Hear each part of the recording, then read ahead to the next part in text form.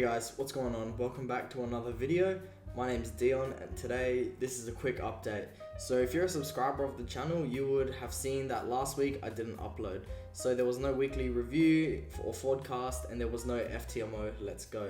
So the reason behind that was, well, there was a few reasons. First of all, I just had a lot going on. I was stressed because of my FTMO challenge. I will get to that in a sec. I was changing rooms, there was just a lot going on. I'm in a different place at the moment, so yeah, you can sort of see the background's different.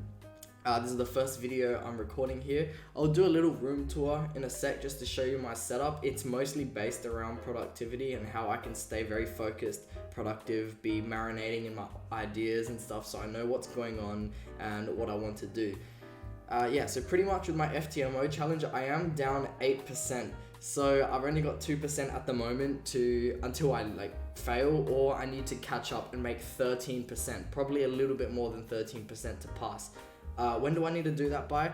12th of March. So I have I've got about 14 days from today, and that's like 2 weekends as well. So I've got about 10 days to make 14%. Am I stressed at the moment? No.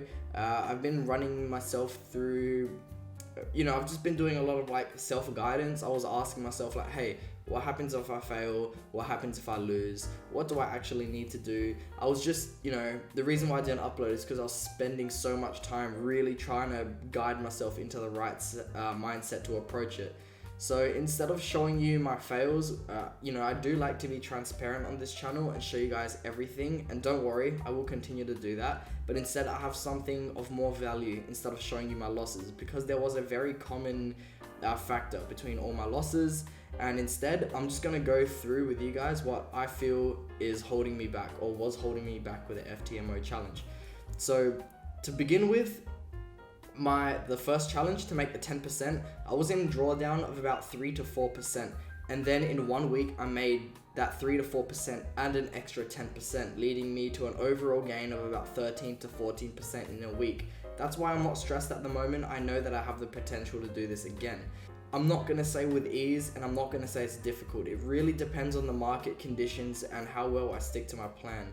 So what happened was I came into the verification a bit overconfident.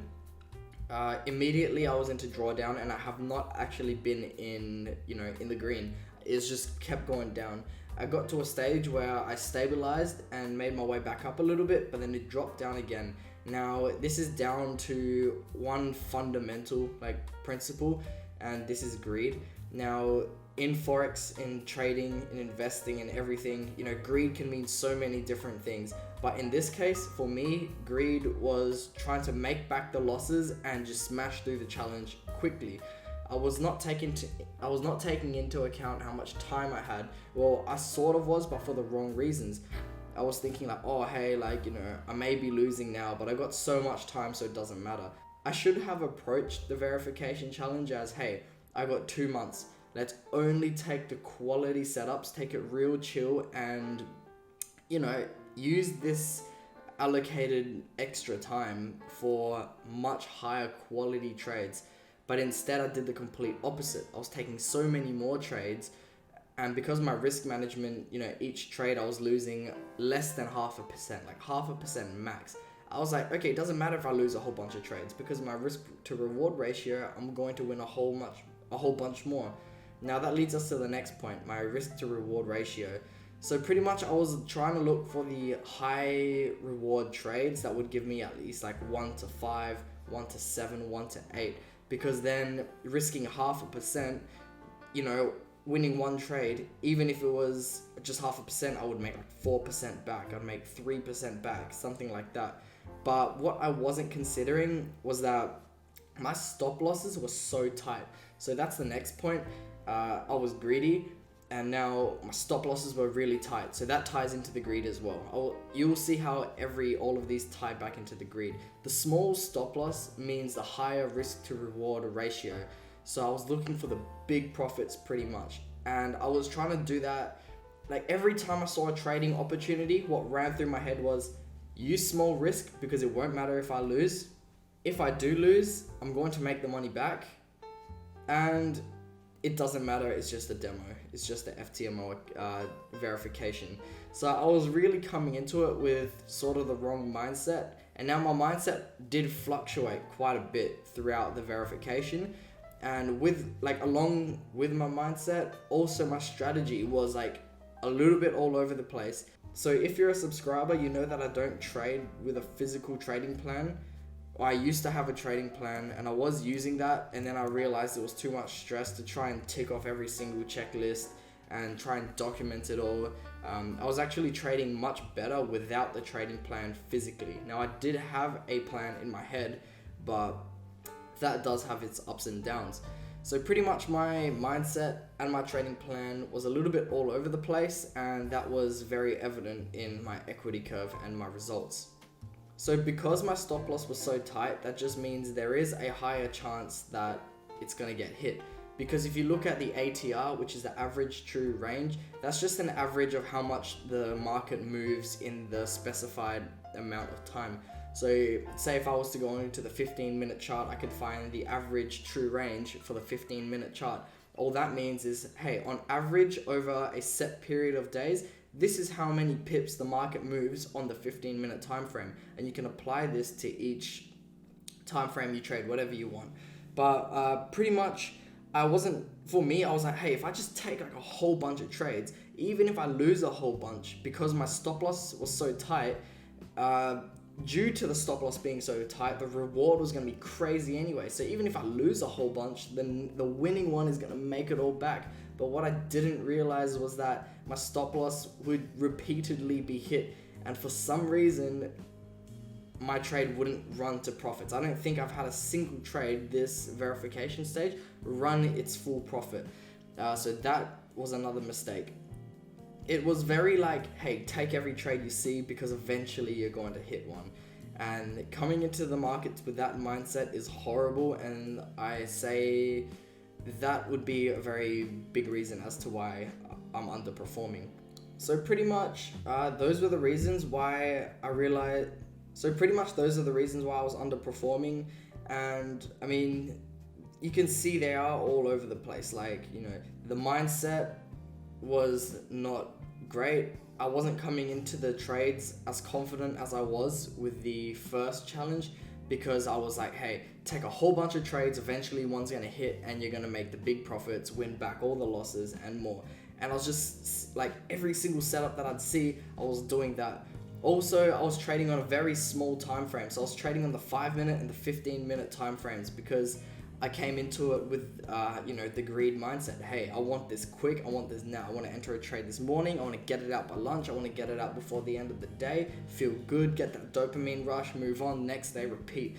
And that's what I was doing, and that's not how I like to trade.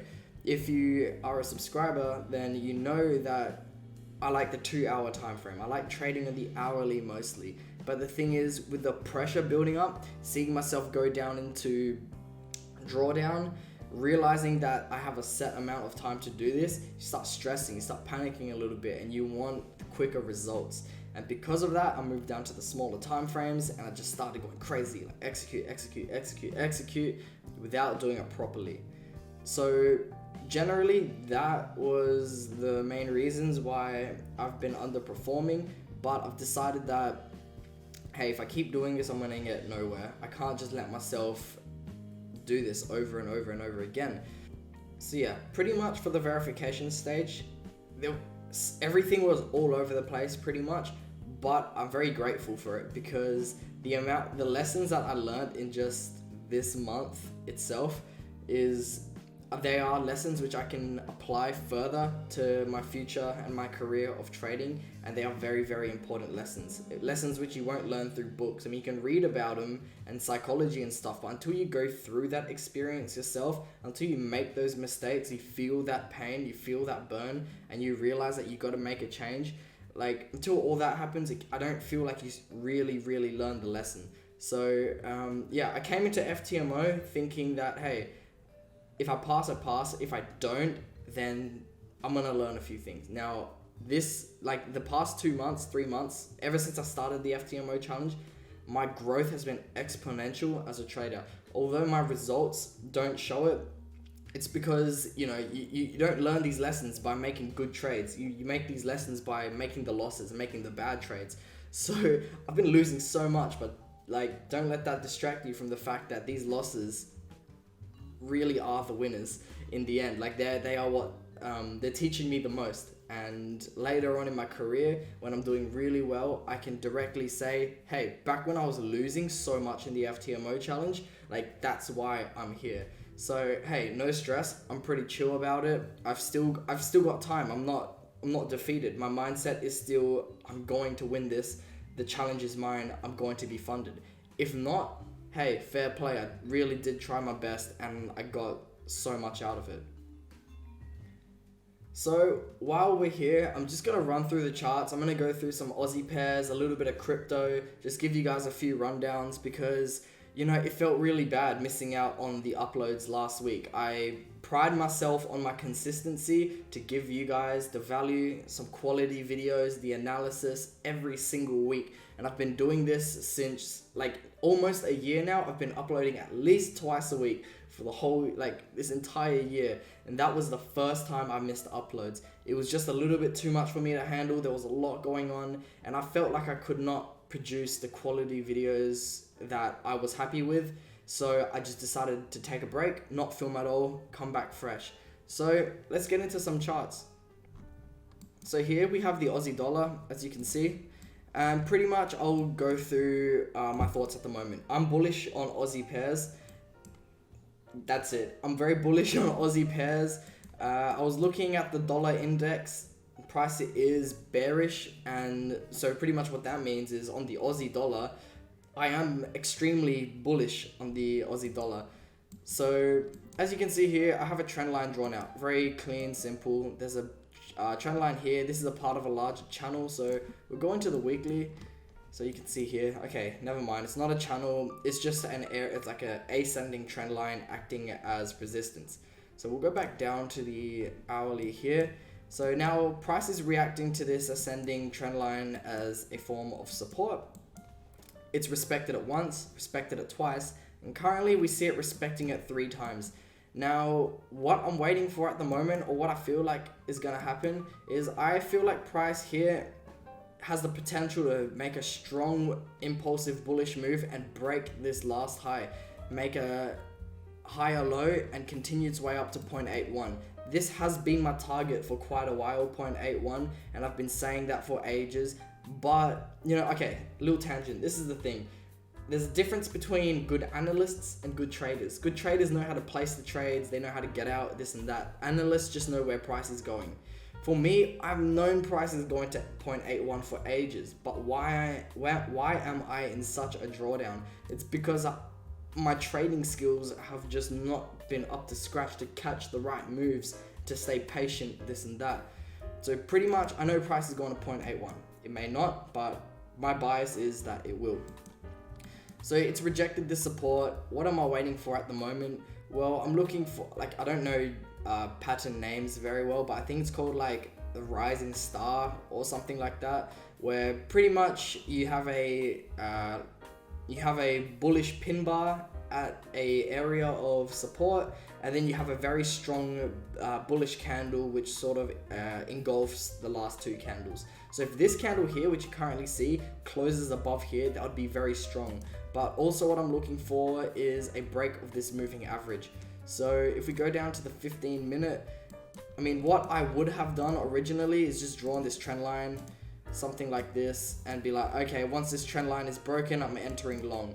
So as you can see, it is closing above the moving average here. We've rejected the support.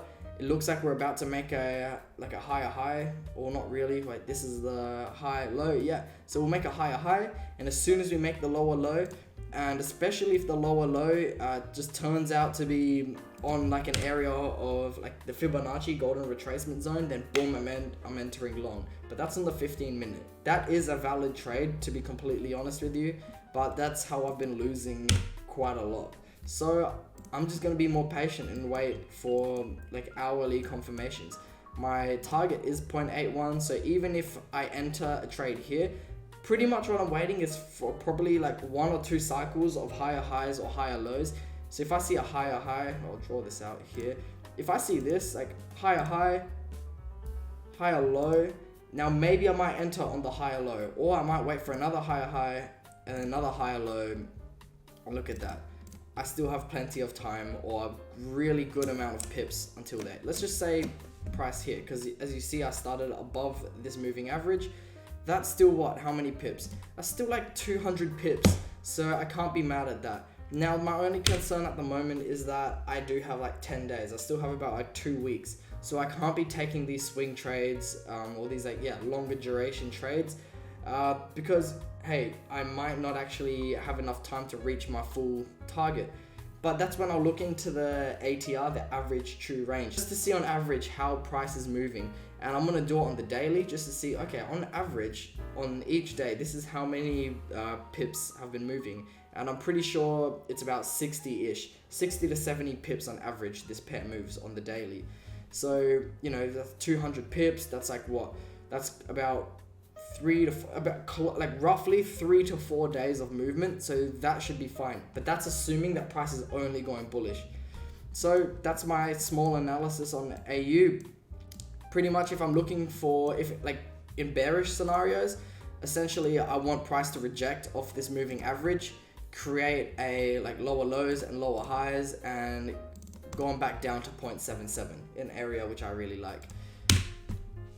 So next up, we have the dollar index. I've been using this a lot for because it's a correlating pair to AU. So pretty much when this pair is dropping, AU is heading up. As you can see, there's a strong bullish impulsive move here, and look what happened to AU. Very strong bearish impulsive move. So here we've rejected this area. Well, we don't know if it's completely rejected this trend line here, but if it is a strong rejection, if I start seeing lower lows and lower highs, then I know for sure price is on its way down. But my strongest confirmation is once price breaks this little area here.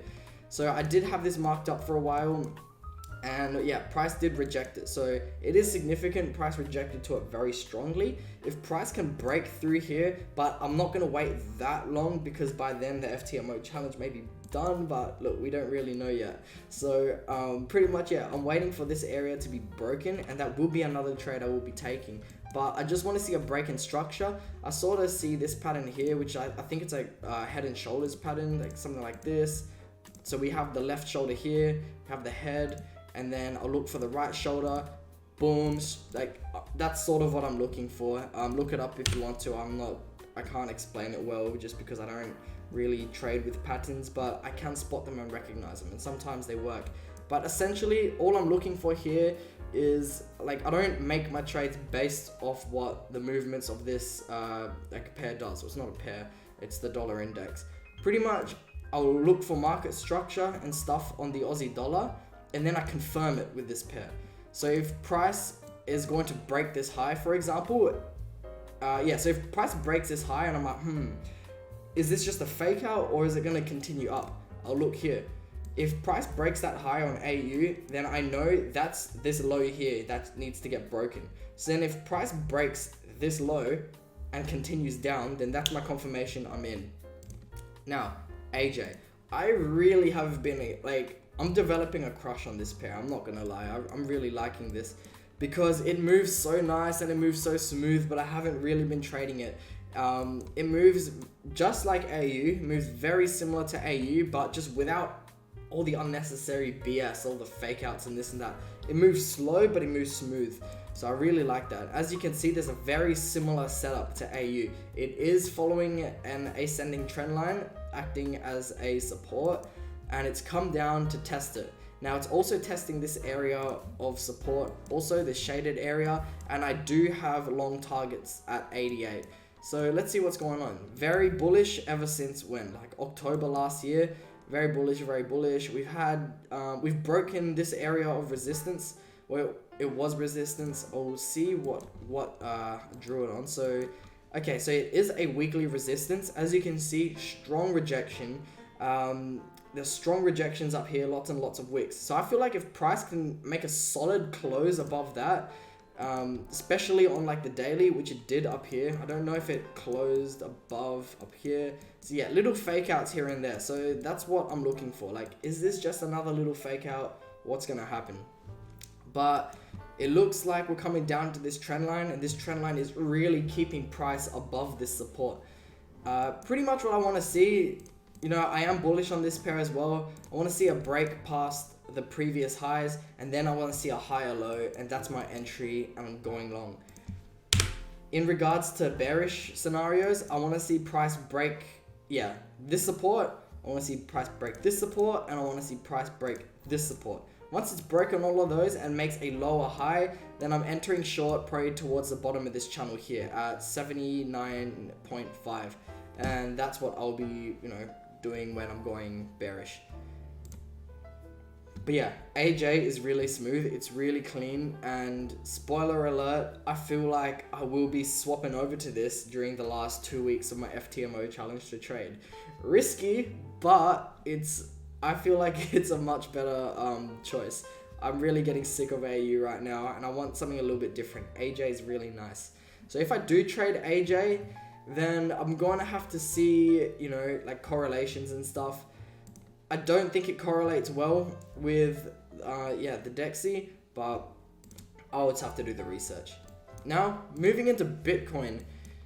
Yeah, I'm going to be completely honest with you guys. I did enter right at the top.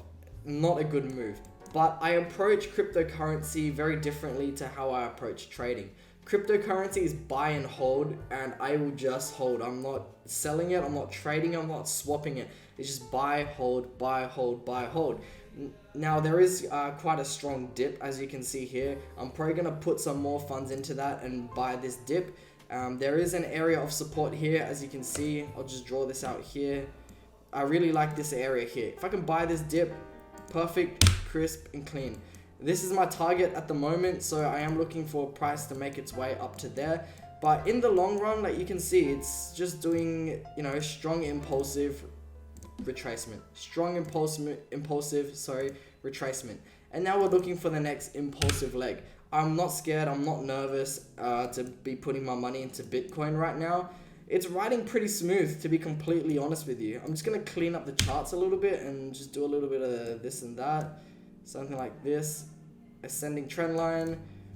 We'll get rid of my targets. I'm going to get rid of my entry. I just wanted that for transparency so you guys can see. But essentially, this is what I'm going to look for in regards to targets. Okay, so pretty much I did buy at an all-time high. So you might be asking me, hey, how are you going to look for your targets? Where's the next resistance for price to make its way to? Where was price previously before it made its way back down? How do you scope targets? Well, essentially I just use previous data. Okay, so pretty much what I do is I look for the previous impulsive move, so from here to here, and then I copy that over to where price settles down after the retracement and makes its next impulsive move. So for example, just say price settles here, then yeah, pretty much there.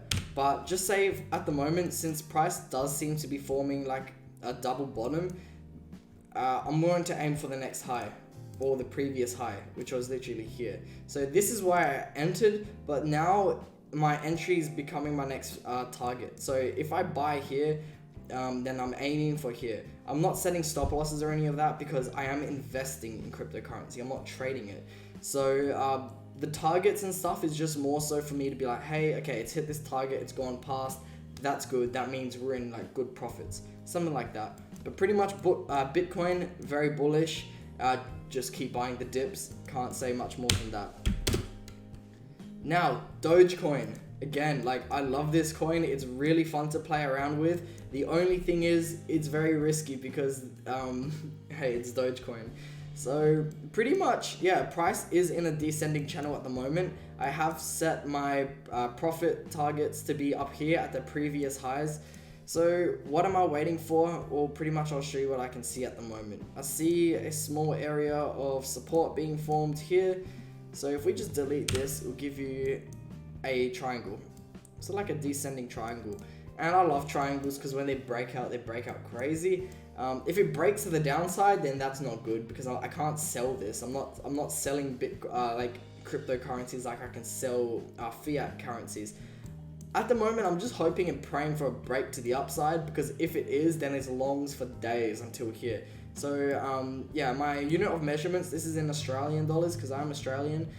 So price might seem a little bit different for all you Americans, but pretty much, yeah, I could be just stocking up on buys here, but Dogecoin is a little bit more risky, so I'm not really too keen on that. It's more, I'd look for a little bit more confirmation. So if I see a break through this triangle, I mean, you can even do this if you want.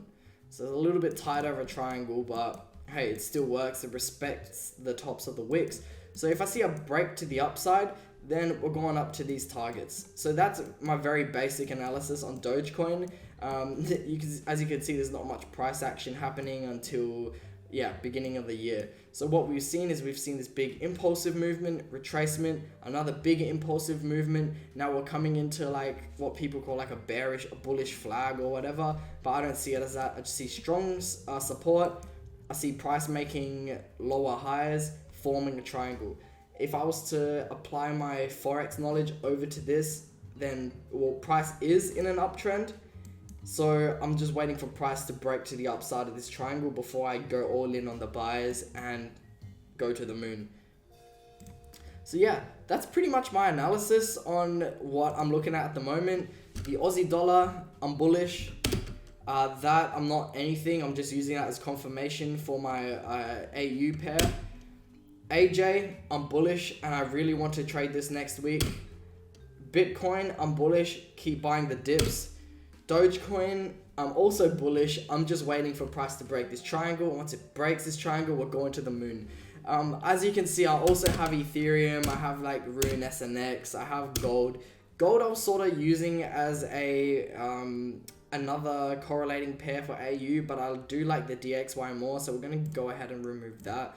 And then I also have DOT. These are just other cryptocurrencies which I have been having an eye on, or just been, just having a look pretty much. I am dabbling into cryptocurrency. I will make another video after just explaining some really cool stuff which I've been learning. But pretty much, yeah, we've come to the end of the video. I'm going to be releasing some more videos, but more towards cryptocurrency, because this area is so amazing. It's really cool to see the technology that's coming out. I'm really enjoying investing in cryptocurrency and seeing how this sector is evolving. So yeah, I mean, I've got a whole lot planned for you guys. I do have videos planned. So over the week, which I didn't upload, I took that time to write down video ideas and stuff that I want to bring to my channel. So yeah, that's it for this video. Yeah, also, yeah, we hit 60 subscribers, so awesome. Sorry for the new subscribers, because, if you were watching my videos, you know that I upload every single week, but last week was the first week I missed, so I'm sorry, but I will make it back. I'll be producing really good quality videos. Back on the train, everything's all good. So yeah, constant uploads, weekly. I'm going to be uploading so much more, I feel, because I have a much more productive setup at the moment. I'm back into solid grind mode. FTMO has been stressing me out a little bit, but it's all good. I'm completely over that sort of stress, and I'm keen to, yeah, just produce a whole bunch of videos for you guys. Hopefully you got something out of it, and you will continue to keep getting good value out of my videos. If you want to keep up to date, then feel free to subscribe. If you like the video, hit the thumbs up. If you've stuck around for this entire video, then awesome. Hope you enjoyed it. But for now, I'm leaving it here. I think this one huge video is just going to make up for the uploads for this week. So I'll probably catch you guys next week. But hey, I just randomly upload sometimes. So if I have a cool idea I want to bring out to you guys, I'll just film it, upload it. But that being said, yeah, I'll just catch you guys in the next one.